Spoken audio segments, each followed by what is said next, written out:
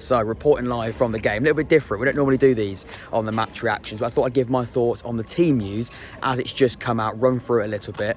So I'll get my instant reaction before the game. First and foremost, welcome to the match reaction.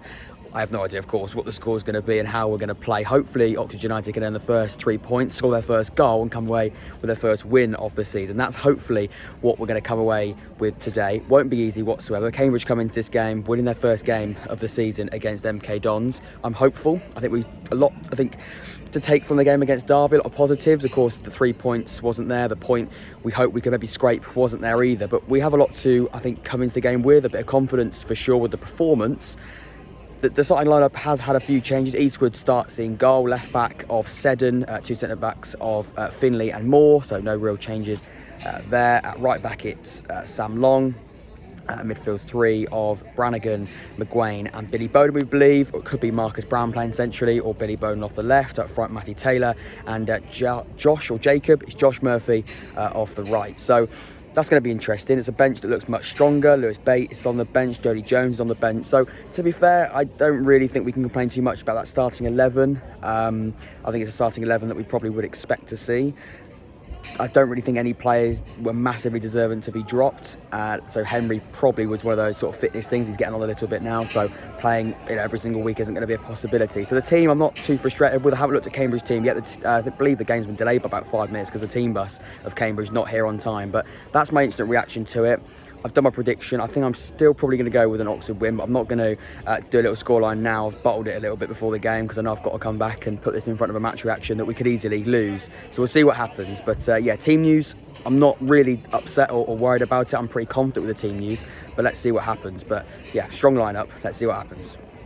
So welcome to this match reaction for Oxford United against Cambridge United. The first 3 points of the season. I'm absolutely buzzing. The voice only just came back on Friday. It's back again today on the Saturday. I don't care though, because it's a massive win for Oxford United. Like I said, the first home game of the season, the first 3 points of the season as well. Was it the best performance? No, it wasn't. It was not a good performance at all. A lot to be worked on when it comes to the performance level. However, it's important to kickstart the season. And is this the way that we do kickstart our season? I really hope it is, because off the back of Derby County, it wasn't the result we would have wanted at Pride Park. However, the performance did have aspects of quality. There was a few things we could take into that game. Did we take the performance into this game? You'd probably say no. I thought we were better, actually, at Derby County, even with the 1-0 defeat and the 1-0 win here. But, like I say, it's really important that we get off the mark and we kickstart the season. And if it is that Tyler Goodhram goal in the 90-plus 3 minute that does kickstart our season, I don't care. Then so be it.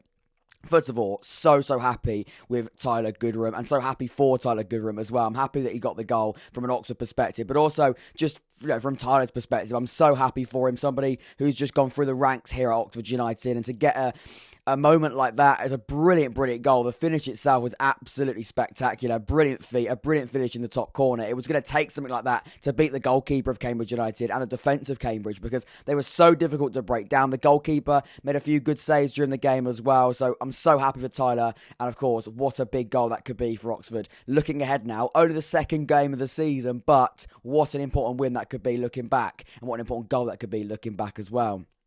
Look, let's be honest. Sometimes when you do these match reactions, you've got to maybe look at it from a perspective of, if we didn't score that late winner, what would I be saying? Would I say that we were unlucky not to score, or would I be saying we got away with one? Unfortunately, today it probably would be the latter. I did think we got away with one. It wasn't a brilliant performance from Oxford whatsoever. I thought, like I say, the tempo was really slow. I thought the way that we went forward, the movement was, I'd say, abysmal at times, going forward, that front three. Individual, they've got certain quality, but together, that front three, it wasn't really one to write home about, to be fair. I think it got from the transition from back to front fairly good, actually. The defence, once again, was really quite solid. I thought the way that we played out from the back was there at points. Sometimes we went a little bit too long for me. I think the sort of desperation moves were there a little bit too early for my liking. But when we did play out from the back and we did get it through into that midfield of Cameron Brannigan, of Marcus McGuane, of Billy Bowden or Marcus Brown, they were sort of interchangeable, really, the two of them through the game. We looked at the sort of the front line, and the movement wasn't really there. At that point, you were going, well, who wants the ball? Who's going to get hold of that ball and take on that Cambridge United defence? I think partly that was maybe a bit of confidence going forward, but also I think it was a difficulty of Cambridge United. And you've got to give respect to Cambridge. They did make it difficult for Oxford. I think at times during the game, they were actually amazing at not being able to be broken down. And that's something that Cambridge is certainly going to have to sort of walk away with their head held high. I thought the way they defended at points was really, really good. I thought both sides defensively were fairly good as well, but breaking down Cambridge was a real struggle. Cambridge, I'd say, actually were looking better going forward before Oxford got that goal. And even the goal came from a moment of magic from Tyler, to be fair. I mean, we didn't look like we were going to score too many goals in the game. A few headers from corners and from set pieces, but other than that, it wasn't really the free-flowing high press, chance creation after chance creation, Oxford United under Carl Robinson we've seen of recent years, if we're being completely honest. I thought Cambridge were the better side going forward. I think Oxford had more shots at one point. I'm pretty sure that probably would be the end now, looking at the end of the game. But either way, I thought, look, it wasn't the best performance whatsoever. I hope it isn't, because we could be in some serious trouble if it was, or if it is, because the tempo was far too slow. I thought the width as well did cost us. I thought once again, for some reason, we decided to go really narrow. That's going to cost us. That's going to hurt us. I'm telling you right now, that is really going to hurt us, because when you play narrow, getting balls in the penalty area, it just doesn't happen as often. And there's so many times where I've spoken about it in the Derby match reaction. I said, look, if we play narrow against Derby County, I understand it, because you've got to try and squash, got to try and squeeze that midfield, compact it out, not allow the quality that Derby have got to sort of get hold of the ball. Of course, Cambridge have got quality like Derby in that midfield, but not to the extent of Derby County. I think that's fair to say. Either way, I think it's really, really important that going forward, when we look at the players going forward, and how we look at being quite offensive and how we've been effective going forward in the offence, the wide players have got to get more involved. We're looking at Marcus Brown or Billy Bowden, whoever's playing on that left hand side. Josh Murphy playing on the right hand side today, and even that was really, really narrow. I think you've got to try and spray it out wide as much as you can. Try and take fullbacks on. Be a little bit dangerous from the fullback. Make it dangerous for the fullback from his perspective. And unfortunately for Oxford, we didn't do that again today. I thought it was going to be a tactical decision for Derby specifically. Looked as though it isn't the case. Looked as though we tried to do that again against Cambridge. That did surprise me. And I also would say it did cost us at difficult moments in the game. When we look at breaking teams down, although Cambridge were good at not being broken down, I think we didn't help ourselves in that sense. Tactically, for me, you've got to try and keep going as wide as you can at times. I'm not talking about hugging the touchline for 90 minutes, but what I am saying is, can we switch it? Can we try and be a little bit more dangerous when you look at the touchline? Because playing really narrow, it just sort of, the press isn't there either. You want to be pressing the fullbacks or pressing the centre-backs when they go as the two. You're not able to do that when you're as narrow. It's a real struggle. Getting out to the wide men isn't as easy, actually, when you play that narrow. And unfortunately, that does affect us, actually, when you're trying to defend from the front. But also, like I say, attacking as well. I don't want to repeat myself with the tempo, but there were moments in the games where I thought, I could get my newspaper out now and probably go to sleep. But all jokes aside, the tempo, it was lacklustre. Some of the players looked a little bit tired at some points. And the energy was also quite low, which is a shame. And, I now look and go, well, we won the game 1-0. I'm not too worried. But like I say, against maybe a side like, Derby County, as we sort of were shown at home, we play that sort of level of intensity, you're going to probably get pounced on. I mean, we got pounced on last week from one sloppy mistake. If you play with sort of a lower tempo like we did today, teams are going to come at you and they're going to cause you problems. Now, maybe Oxford might react to that and up their tempo because of the opposition playing quite a high tempo. Maybe you'd like to think so. I don't think Cambridge played with a massively sort of high energy game plan. Going forward, they were a better side, I'd say, through the 90 minutes. I actually would say, to be fair, I'd say a draw was a fair result. I know it's quite difficult to say as an Oxford fan, and maybe Oxford fans might disagree with me there, but I wouldn't say we massively deserved the result. The performance wasn't good whatsoever, and Cambridge made it difficult at some times. And like I said, that's both defensively, but also going forward, they did look like a threat as well. Sam Smith, I know Oxford fans have got a lot of views on Sam Smith. Didn't do well at Oxford whatsoever, but for Cambridge, he did very well last year. Looked lively again today. I don't want to talk about the referee for too long, but he did have a pretty poor game, in my opinion. Not just for Oxford, it's not an excuse. If we drew the game, or lost the game even, I wouldn't have blamed the referee.